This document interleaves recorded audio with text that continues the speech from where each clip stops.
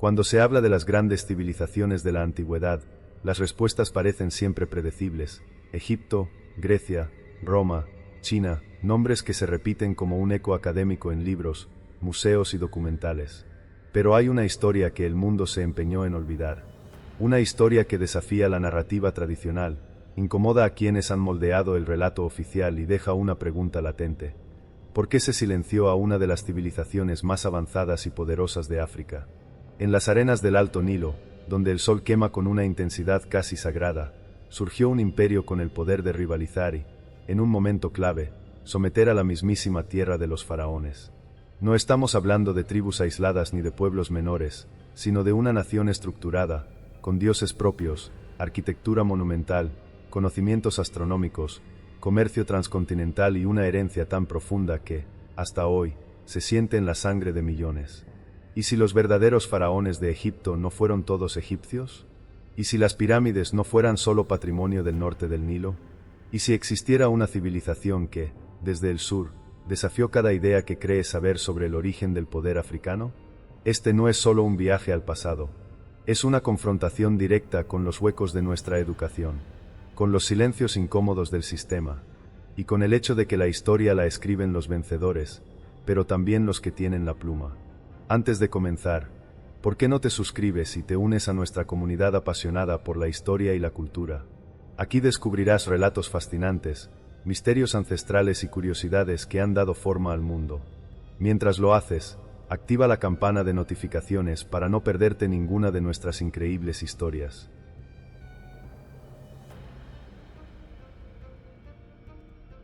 Muy al sur de las pirámides de Giza, donde el Nilo se vuelve más agreste y serpentea entre desiertos que parecen infinitos, nació un pueblo con algo más que arena bajo los pies: oro.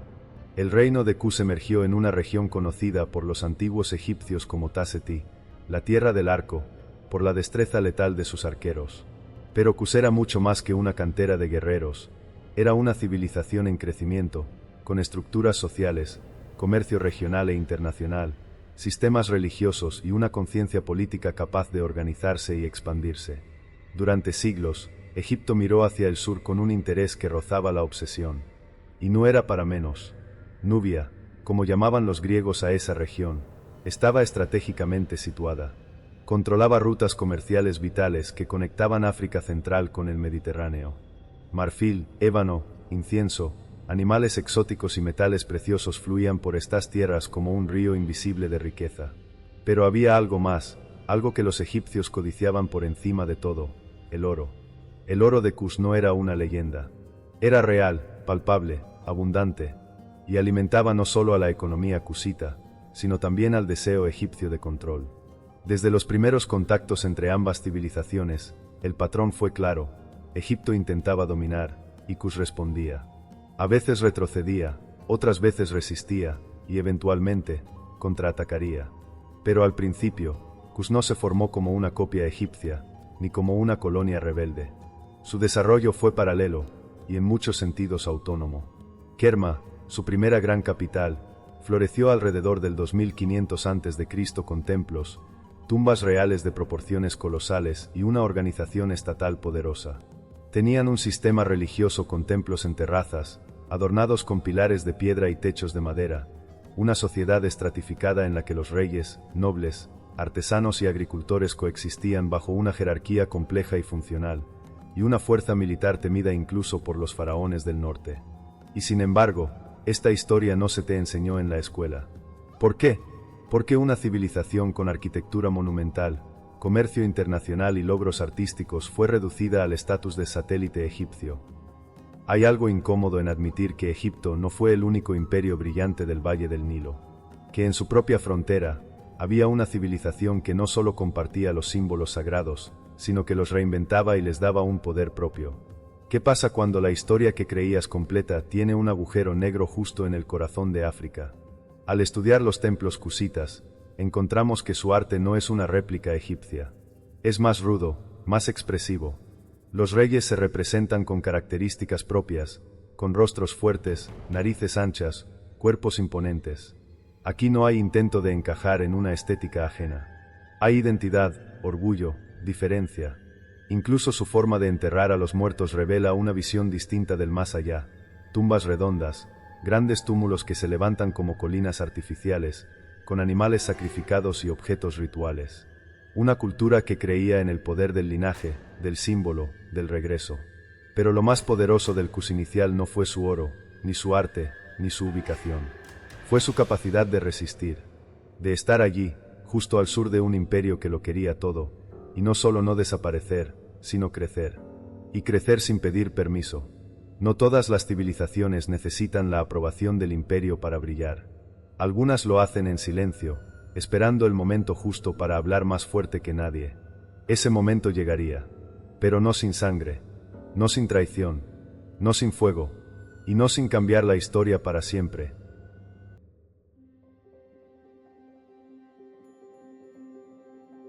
Durante siglos, el Nilo ha sido mucho más que un río.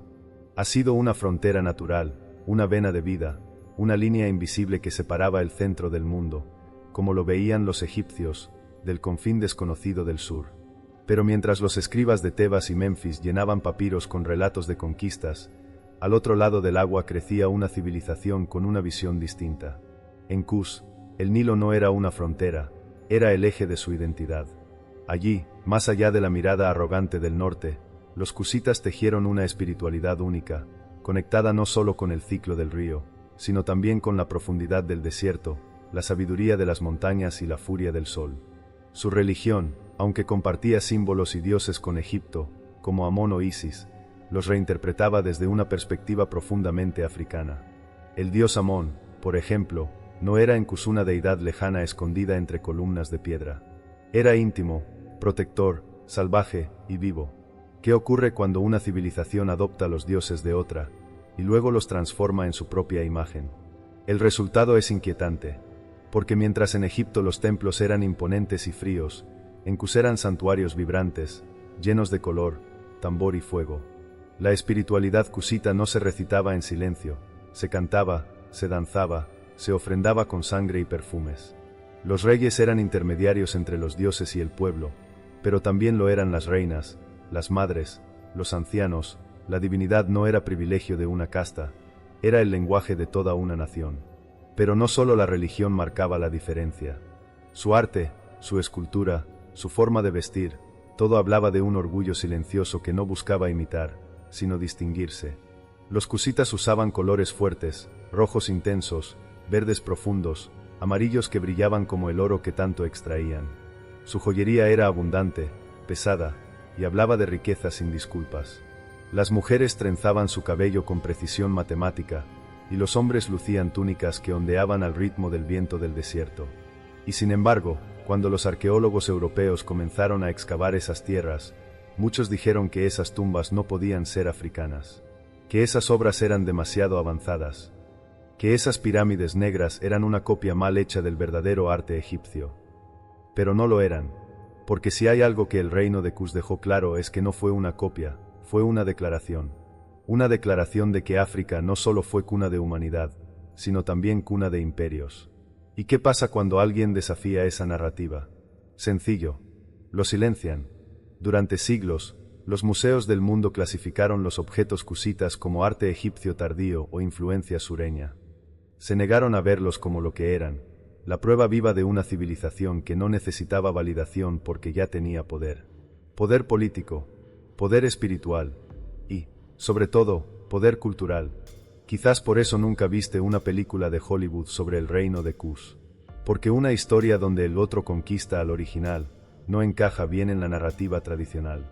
Pero es verdad, y mientras el norte se repetía a sí mismo, el sur tejía una historia completamente nueva, más audaz, más libre, más inquietante. La pregunta es, ¿estás preparado para dejar de ver la historia desde la pirámide equivocada? Porque lo que viene a continuación no es solo inesperado, es imperdonable. Mucho antes de que los cusitas gobernaran Egipto, mucho antes de que su nombre resonara en jeroglíficos como amenaza o conquista, existió una ciudad que no solo representaba el corazón del reino de Cus, sino su primera afrenta abierta al poder del norte. Esa ciudad se llamaba Kerma. Ubicada en una curva estratégica del Nilo, Kerma no fue simplemente una capital, fue un símbolo, un grito de independencia, una espina en el orgullo egipcio. Su auge comenzó alrededor del 2500 a.C., en pleno apogeo del antiguo reino egipcio, cuando las pirámides de Giza aún eran jóvenes. Y mientras Egipto miraba hacia el sur como un campo de extracción, oro, marfil, esclavos, en Kerma se levantaba una ciudad monumental, con muros de adobe rojo que brillaban como fuego al atardecer y templos cuya escala rivalizaba con los del norte. ¿Cómo explicas que en medio del desierto floreciera una metrópolis tan avanzada, tan rica, y que lo hiciera sin ayuda egipcia? Kerma era organizada, poderosa y ferozmente autónoma. Su estructura política estaba centrada en un rey sacerdote que dominaba tanto el ámbito espiritual como el militar. Su ejército no solo defendía las fronteras, salía a buscarlas. Y cuando los egipcios intentaron avanzar, encontraron una resistencia inesperada. Una muralla de guerreros con piel cubierta de aceites sagrados, arcos largos de madera dura y una precisión que los griegos siglos después seguirían temiendo. En Kerma se construyeron los primeros grandes complejos funerarios de Kuz, tumbas enormes, redondas, que no buscaban alzarse al cielo, sino hundirse en la tierra como raíces de un linaje sagrado. En ellas se enterraban no solo a los reyes, sino también a decenas de sirvientes, esposas y caballos, sacrificados para acompañar al monarca al más allá. Esto no era crueldad, era poder espiritual. Era el testimonio de un rey que debía ser servido incluso después de muerto. ¿Quiénes eran estos hombres que creían merecer compañía eterna? ¿Qué sabían del más allá que otros no comprendían? Egipto lo vio y no lo entendió. O peor, lo entendió demasiado bien. Durante siglos, los faraones trataron de someter a Kerma, pero la ciudad resistía. Atacaban y retrocedían. Mandaban emisarios y eran ignorados. Kerma se convirtió en una obsesión, un punto ciego en el mapa de dominación egipcia. Incluso cuando lograban pequeñas conquistas, el control era efímero. Porque Kerma no era una ciudad que se rendía. Era una ciudad que recordaba. Y entonces vino lo impensable. Durante la debilidad del Egipto Medio, los cusitas de Kerma aprovecharon el caos y cruzaron el Nilo hacia el norte. Quemaron puestos fronterizos, tomaron fortalezas, y por un breve pero decisivo momento, tomaron parte del Alto Egipto. El invasor se convirtió en conquistador. El sur habló con fuego. ¿Te das cuenta del peso de esto? La historia que siempre se cuenta al revés, que los civilizados vencen a los bárbaros. Pero en este caso, los bárbaros tenían ciudades, templos, comercio, y un ejército mejor entrenado. Y sin embargo, cuando los textos egipcios hablaron de Kerma, lo hicieron con desprecio. La llamaban la tierra de los enemigos, los rebeldes del sur, los que deben ser purificados por la espada. Pero la furia de las palabras no ocultaba la verdad. Kerma no solo había resistido, había humillado a Egipto. Esa humillación marcaría el tono de las siguientes generaciones. Porque Egipto no olvida. Y cuando volvió con fuerza, lo hizo con una furia que arrasó. En el siglo XVI a.C., el faraón Tutmosis llevó sus ejércitos hasta Kerma, destruyendo la ciudad y quemando sus templos. Fue un acto de venganza, pero no fue una victoria total, porque aunque Kerma cayó, la idea de Kuz no murió. Solo se transformó, se replegó, se reorganizó, y juró que un día volvería, no solo para reconstruir su gloria, sino para tomar la corona de los faraones. Y ese día llegaría.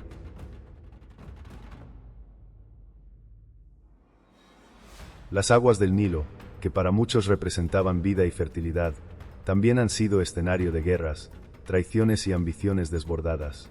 Durante siglos, Egipto y Kuz se miraron desde sus respectivas orillas con una mezcla de desprecio, temor y envidia.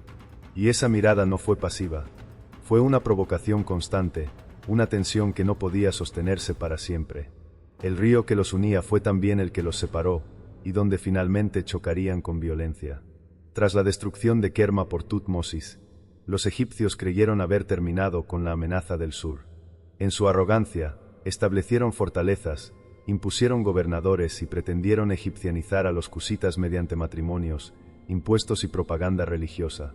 Durante más de 4 siglos, Nubia fue tratada como una provincia rebelde que debía ser iluminada por la civilización egipcia. Pero bajo esa superficie de sumisión impuesta, algo latía. Algo crecía. ¿Qué ocurre cuando impones una cultura a un pueblo orgulloso que aún recuerda su grandeza? No es obediencia lo que germina, es resentimiento. la región de Cus comenzó a reconstituirse. Poco a poco, en los márgenes del dominio egipcio, surgieron núcleos de resistencia, santuarios clandestinos donde los antiguos dioses cusitas seguían recibiendo ofrendas, y líderes locales que soñaban con algo más que la obediencia. Se fundó una nueva capital, Napata, al pie de la montaña sagrada de Jebel Barkal, que los cusitas consideraban el trono de Amón. Allí, en ese lugar sagrado y simbólicamente cargado, comenzó a tomar forma el nuevo rostro de Cus. Durante siglos, Egipto ignoró ese resurgimiento. Estaba demasiado ocupado enfrentando invasiones, revoluciones internas y crisis dinásticas. El caos del tercer periodo intermedio fue su momento más vulnerable. Y fue entonces cuando los cusitas vieron la oportunidad, no como una simple revancha, sino como una restauración. ¿Puedes imaginarlo? El pueblo que fue conquistado, humillado y reeducado, ahora preparaba su regreso. Pero no como víctimas, como herederos legítimos de todo lo que el norte representaba. Uno a uno, los reyes cusitas comenzaron a moverse hacia el norte. Primero tomaron Tebas, luego dominaron el Alto Egipto, y finalmente, bajo el mando de un rey extraordinario llamado Pille, emprendieron la campaña definitiva. Su ejército era disciplinado, motivado por el deber religioso, y poseía un profundo conocimiento del terreno. No se movían como invasores, sino como restauradores del orden divino. Pille no era un tirano ni un saqueador. Era un estratega, un visionario. En sus inscripciones dejó claro que no deseaba destruir Egipto, sino salvarlo de sí mismo. Sus enemigos eran otros egipcios, príncipes divididos que peleaban por el control del delta mientras la nación se desangraba. Y entonces, de pronto, los cusitas dejaron de ser los enemigos del sur, para convertirse en los salvadores del trono. Pero no sin sangre. Las batallas fueron intensas. Pille sitió ciudades amuralladas, destruyó fortalezas, cruzó desiertos con sus hombres y se enfrentó a los mejores generales egipcios de la época. En una de sus campañas más célebres, sitió Hermópolis, forzando a sus defensores a rendirse sin que sus muros fuesen tocados, solo por la reputación del ejército que se acercaba. ¿Quién era este hombre que conquistaba sin destruir, y al que los mismos sacerdotes egipcios reconocían como enviado de los dioses? Pille fue coronado como faraón de Egipto, no en nombre del saqueo, sino en nombre de Amón. Y así comenzó la era de los llamados faraones negros. Pero no todos estaban contentos. En el delta, los príncipes egipcios veían con horror como un extranjero, un hombre de piel oscura y cultura sureña, tomaba el trono con autoridad moral. Lo llamaban bárbaro, hereje, usurpador. Pero el pueblo, cansado del caos, veía en él una figura distinta, un rey que traía orden, justicia y propósito. ¿Qué hace que un pueblo acepte a un forastero como su rey? No el miedo, sino el sentido de que él representa algo más grande que ellos mismos. Y mientras el Nilo fluía como siempre, en sus orillas se sellaba una de las ironías más poderosas de la historia antigua: el sur conquistaba al norte. Los herederos de Kerma entraban triunfantes a las tierras de sus antiguos opresores. No como sombras, sino como dueños del sol. Y lo mejor, o lo peor, estaba aún por venir.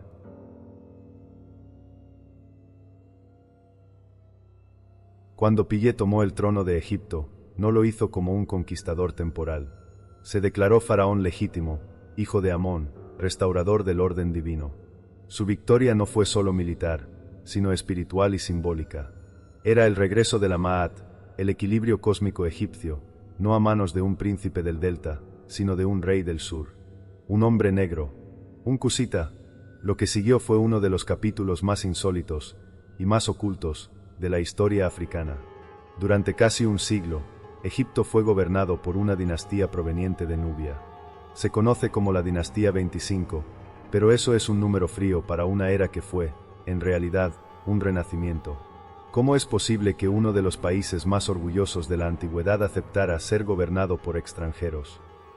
¿Y por qué rara vez se menciona este episodio en los libros de historia que estudiaste?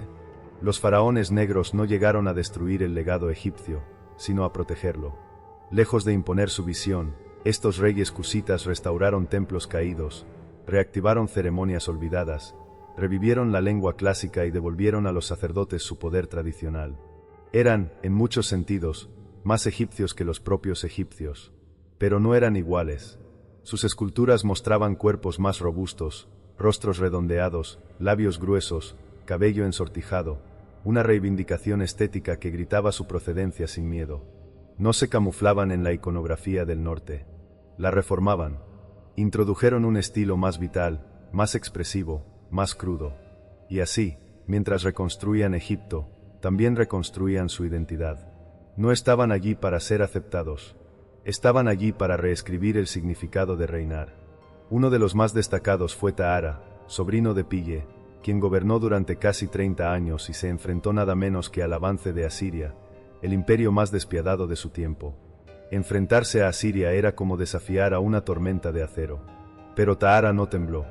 Defendió Egipto con fuerza, astucia y diplomacia, incluso cuando los asirios arrasaban ciudades por donde pasaban.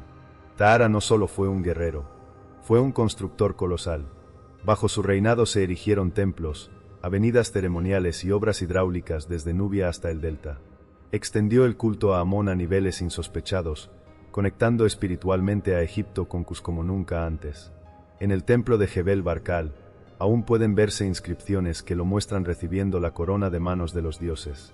No como un extranjero, sino como su hijo predilecto.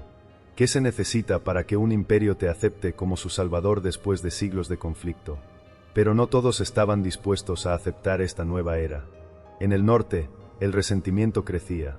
Para los príncipes del delta, la presencia de reyes cusitas no era restauración, era humillación. Y cuando Asiria regresó, más poderosa que nunca, muchos de esos líderes colaboraron con ellos para expulsar a la dinastía negra. El resultado fue una guerra devastadora. Memphis fue saqueada. Tebas, la joya del Alto Egipto, fue brutalmente arrasada por los asirios. Tahara fue forzado a replegarse hacia el sur, donde moriría poco después. Su sucesor, Tanutamani, aún intentó recuperar el trono. Luchó ferozmente, retomó partes del país, pero el equilibrio ya había sido roto. Así terminó la presencia directa de los faraones cusitas en Egipto, pero no su legado. ¿Qué hace que un capítulo tan poderoso de la historia haya sido deliberadamente ignorado por siglos? Tal vez lo mismo que hace que se desconozca que las pirámides no son exclusivas de Giza, que el poder no siempre viene de donde lo esperas, que la historia no siempre favorece al vencedor, sino al que escribe los libros. La dinastía cusita no fue un accidente, fue la culminación de siglos de resistencia, sabiduría y visión. Y aunque Egipto regresó al dominio local, Cus no fue destruido. Solo se retiró, y desde su nueva capital, al sur del Nilo, continuaría construyendo un mundo propio. Uno donde las reinas mandarían ejércitos. Uno donde el hierro ardería bajo el sol. Uno donde aún quedaban muchas batallas por librar.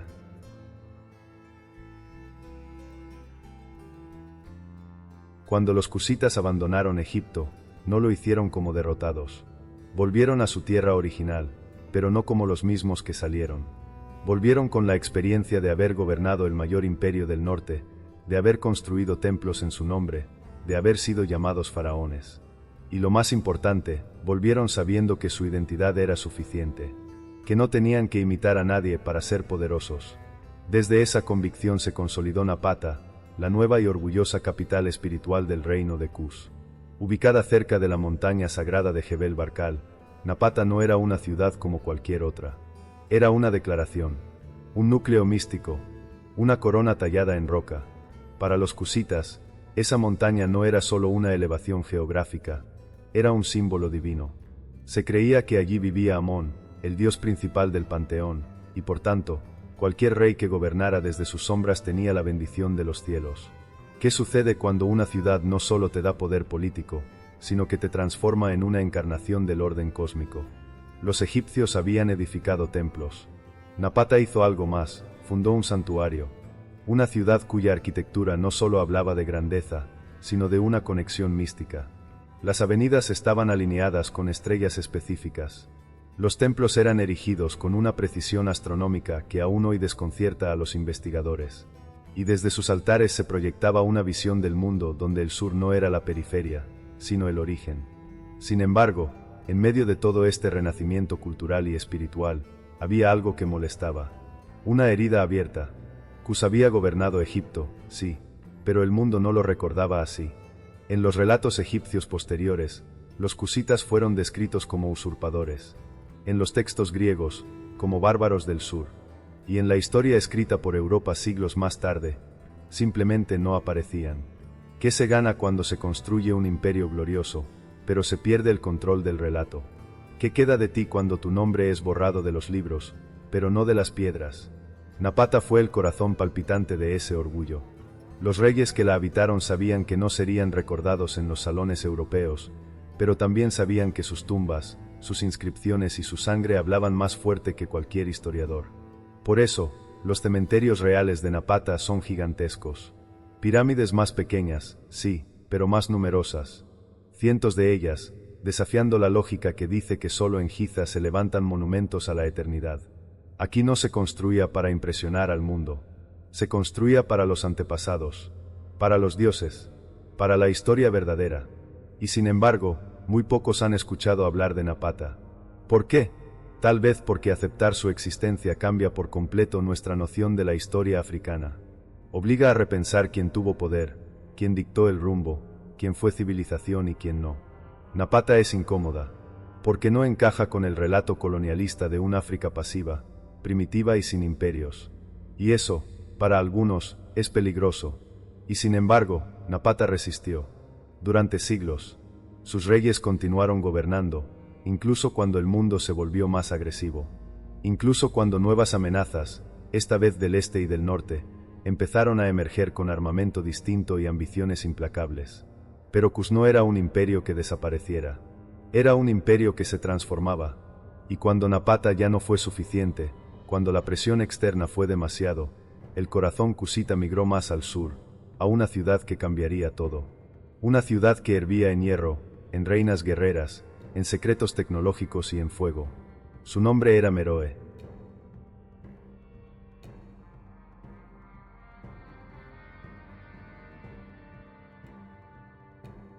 Cuando la presión se volvió insoportable en Napata, cuando las amenazas extranjeras golpeaban las puertas del norte y la historia parecía girar hacia una nueva era, los cusitas no se rindieron.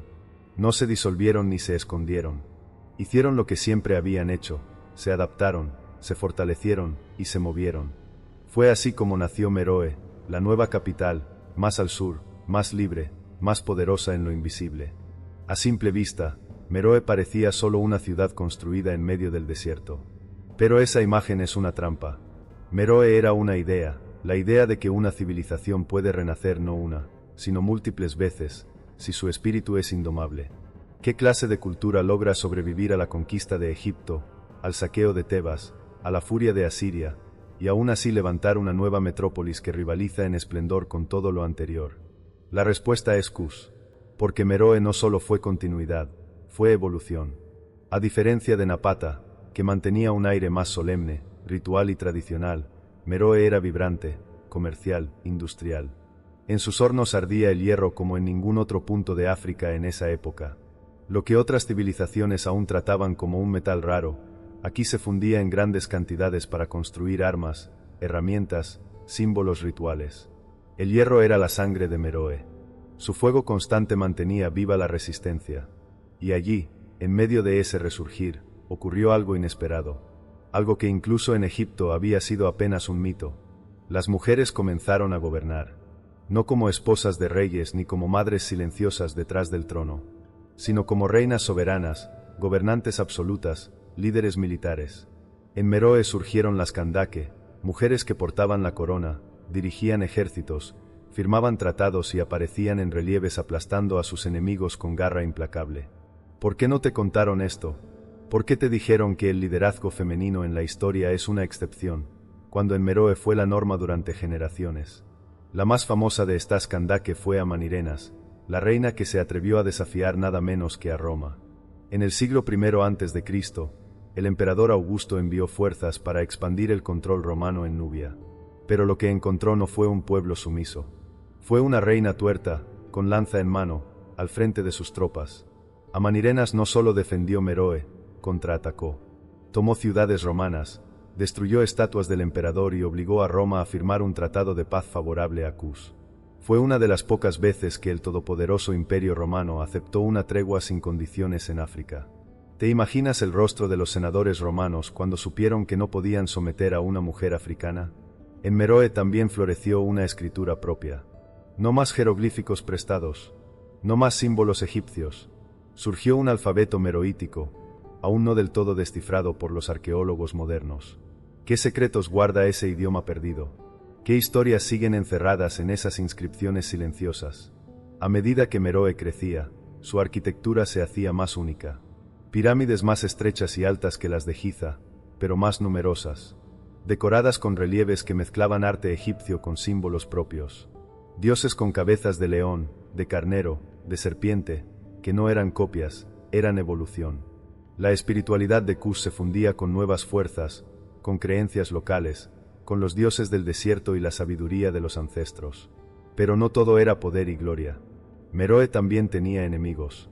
Tribus del este, caravanas hostiles, presiones del creciente poder cristiano en la región, más tarde, la influencia islámica que barrería con muchas estructuras tradicionales del continente.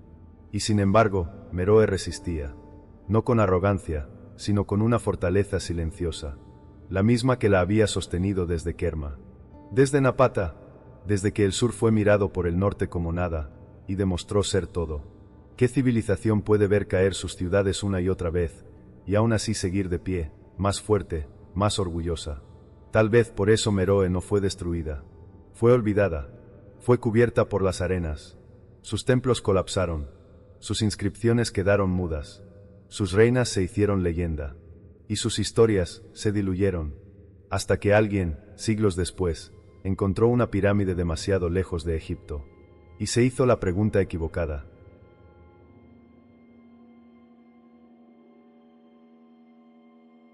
La historia suele ser injusta con los pueblos que no escriben sus hazañas en pergaminos decorados o que no conquistan el mundo con flotas y discursos. Pero a veces, lo que no se grita, se forja. En el silencio del desierto, entre los muros negros de piedra y los cielos abrasadores de Meroe, el reino de Kuz dio al mundo uno de sus mayores legados, el dominio del hierro. El hierro de Nubia no era solo una materia prima. Era un arte, una alquimia de fuego, tiempo y conocimiento que permitió a los kuzitas adelantarse a muchas culturas de su época. Mientras en Europa aún se debatía entre el bronce y el hierro, en Meroe ya se trabajaban lingotes en hornos sofisticados, alimentados por carbón vegetal de bosques controlados para ese propósito. La metalurgia era un oficio sagrado. ¿Cómo es posible que un reino del África antigua manejara técnicas que no aparecerían en otras regiones hasta siglos después? Porque Kuz no seguía el ritmo del mundo. Lo marcaba. Meroe se convirtió en una ciudad negra de humo, no por destrucción, sino por creación. Las fundiciones funcionaban día y noche. El sonido del martillo era el pulso de la ciudad. Allí se fabricaban herramientas agrícolas, armas, puntas de lanza, espadas curvas y rectas, incluso ornamentaciones ceremoniales. Y no era una industria aislada, era una red organizada de producción, distribución y exportación que alcanzaba el Cuerno de África, el interior del continente, según algunas fuentes antiguas, incluso Arabia y la India. Cuando Roma, arrogante y hambrienta de expansión, intentó comprender cómo un pequeño reino en el corazón de África había resistido su poder, no halló una sola respuesta, sino muchas. Y una de ellas estaba en ese metal rojo que los kuzitas llamaban el diente de fuego. ¿Qué hace que un imperio tema a otro? Su ejército, su oro, o su capacidad de crear algo que no pueden replicar. Los registros romanos no hablan demasiado de Kuz, pero cuando lo hacen, hay una constante, cautela, respeto, incluso miedo, porque en una era donde los romanos solían aplastar sin piedad a todo lo que se les oponía, a Kuz lo rodearon. Y es que no solo era el acero, era quien lo empuñaba. Los kuzitas no solo producían hierro, lo perfeccionaban, lo convertían en lanzas más ligeras, espadas más resistentes y herramientas que duraban más de lo que sus enemigos podían imaginar. En combate, su armamento era rápido, preciso y, sobre todo, familiar con el entorno. No necesitaban líneas defensivas. El desierto era su escudo, la selva, su laberinto, y su acero, su grito. Pero si el mundo sabía esto, ¿por qué no lo enseñan en las escuelas? La respuesta es tan incómoda como predecible. Aceptar que una civilización africana tenía tecnología avanzada antes que muchos imperios clásicos obligaría a reescribir una parte entera del relato histórico. Una parte que dice que África solo fue espectadora. Una parte que se desmorona ante cada excavación en Meroe, ante cada horno restaurado, ante cada arma descubierta bajo la arena. Y no solo era metalurgia. Los cusitas también desarrollaron técnicas agrícolas con canalizaciones subterráneas, rotación de cultivos y aprovechamiento estacional. La sostenibilidad de su sistema económico fue una de las razones por las que Meroe resistió tanto tiempo. No dependían del Nilo como Egipto. Dominaban sus propios ciclos. Sin embargo, el hierro también tiene un precio. Para alimentar los hornos, se talaban bosques enteros. Y lentamente, la región comenzó a empobrecerse. El suelo se erosionó, los recursos escasearon, y lo que antes era un flujo de producción incesante, comenzó a ralentizarse. El mismo fuego que les dio gloria, comenzó a consumirlos desde dentro. Y si el verdadero enemigo de Cus no fue Roma, ni el desierto, ni el tiempo, sino su propia grandeza, la historia del acero nubio es la historia de una civilización que eligió avanzar cuando el resto miraba hacia atrás, que eligió forjar su destino, literal y simbólicamente, con sus propias manos. Y aunque el polvo del tiempo cubrió sus hornos y apagó sus llamas, lo que crearon, ese acero que sorprendió a Roma, sigue hoy bajo tierra, esperando ser desenterrado. No como reliquia, sino como evidencia. Evidencia de que hubo una vez, en África, un imperio que no pedía permiso para ser poderoso. ¿Listo para conocer cómo ese poder empezó a desmoronarse?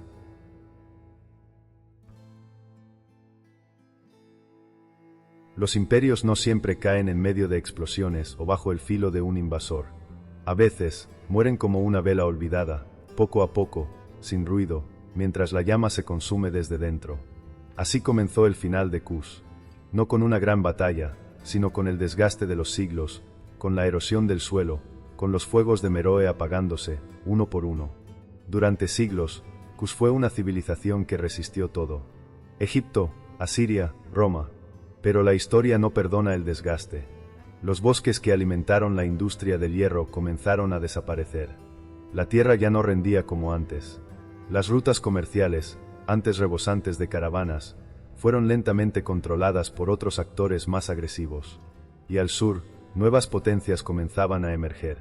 El tiempo, ese enemigo silencioso, empezó a arrastrar el imperio hacia una lenta y dolorosa desaparición. ¿Cómo se siente ver que el fuego que una vez iluminó el desierto ahora es solo humo frío en el horizonte? Los cusitas lo sabían, y aún así, resistieron. Siguieron construyendo, siguieron gobernando, pero algo había cambiado. El brillo ya no era el mismo. La voz de los dioses sonaba más lejana, y el pueblo, empobrecido, comenzó a mirar con otros ojos las nuevas ideas que llegaban desde el norte y el este. Una de esas ideas era el cristianismo. Para muchos, fue un bálsamo, una promesa de salvación en un mundo que se desmoronaba. Lentamente, los templos de Amón fueron cerrando, y en su lugar comenzaron a surgir cruces talladas en piedra. Las Kandake, una vez símbolos de fuerza, desaparecieron de los relatos. Las pirámides se convirtieron en ruinas. El idioma meroítico, ese que había sido un grito de independencia, se extinguió sin dejar traducción. Y luego vino el golpe final, el Islam. Los nuevos conquistadores no vieron en Cus una nación que valía la pena salvar, sino tierras que debían ser conquistadas. Los comerciantes musulmanes del norte comenzaron a absorber los últimos vestigios del poder cusita, integrando lentamente sus territorios en estructuras más amplias, pero menos propias. No hubo una gran guerra, no hubo héroes caídos en campos de batalla. Hubo silencio, abandono, olvido. ¿Qué pasa cuando una civilización deja de luchar? No porque no quiera, sino porque el mundo ya no la escucha. Durante siglos, los nombres de sus reyes dejaron de pronunciarse. Sus obras se cubrieron de arena. Sus logros se atribuyeron a otros. Y Cus, que una vez dominó Egipto, que enfrentó a Roma, que creó escritura, tecnología y un sistema de reinas guerreras, desapareció de los libros. Pero no del todo, porque aunque los cronistas lo ignoraron, los descendientes de Cus siguieron viviendo. En los rostros de los nubios modernos, en los rituales que aún se practican en la región, en la arquitectura que resiste al sol, y en cada piedra de las pirámides de Meroe, aún en pie, desafiando a la historia oficial con su mera existencia. ¿Y si la civilización que creíste muerta, nunca lo estuvo? ¿Y si solo estaba esperando a que la recordaras? El reino de Cus no terminó en llamas, terminó en silencio, y tal vez, por eso, es aún más poderoso, porque el silencio guarda verdades que los imperios temen escuchar. Pero hay algo que los constructores de Kus sabían, algo que grabaron una y otra vez en sus templos. Nada sagrado muere si alguien lo recuerda. ¿Quieres saber qué parte de su herencia aún vive hoy? El reino de Kus ya no tiene ejércitos que marchen por el Nilo, ni reinas que levanten lanzas al cielo, ni templos que retumben con los cánticos de Amón. Sus ciudades están en ruinas, sus lenguas se extinguieron, y durante siglos, su nombre fue sepultado bajo capas de ignorancia deliberada. Pero eso no significa que haya desaparecido, porque Kus, como toda civilización realmente grande, no vive solo en la piedra. Vive en la gente, en la sangre, en la memoria. Y esa memoria, aunque dormida, sigue latiendo. En las regiones del actual Sudán, los descendientes de los antiguos kusitas aún caminan sobre la misma tierra que pisaron sus ancestros. Sus rostros, sus rituales, sus cantos, conservan ecos de un pasado que fue arrancado de los libros, pero no de sus huesos. Arqueólogos modernos, al excavar tumbas meroíticas, han encontrado joyas, armas y textos que revelan una complejidad cultural que desafía todo lo que se enseñó durante generaciones. Y ahora, algo más sorprendente, los análisis genéticos.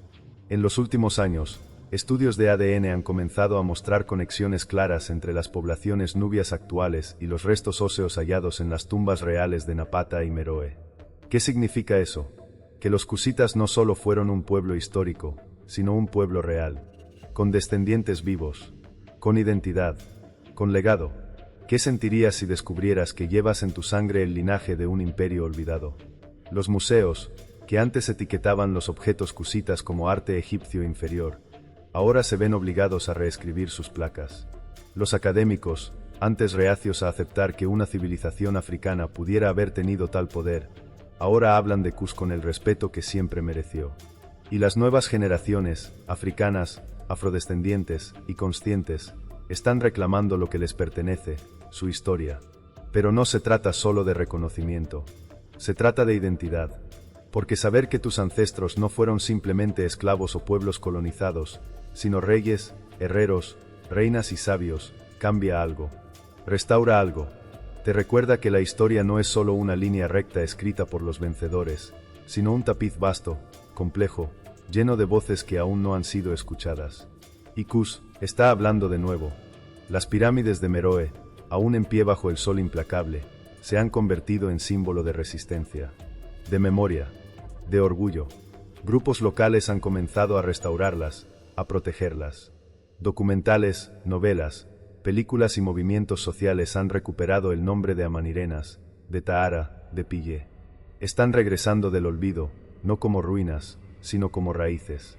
Y si lo que viene ahora no es solo un redescubrimiento arqueológico, sino una restauración espiritual, Kus ya no necesita tronos ni ejércitos. Lo que necesita es que digamos su nombre, que recordemos lo que hizo, que no dejemos que la historia vuelva a escribirlo con tinta blanca y silencio. Porque el ADN de un imperio no solo se mide en sangre, se mide en memoria, en dignidad, en verdad.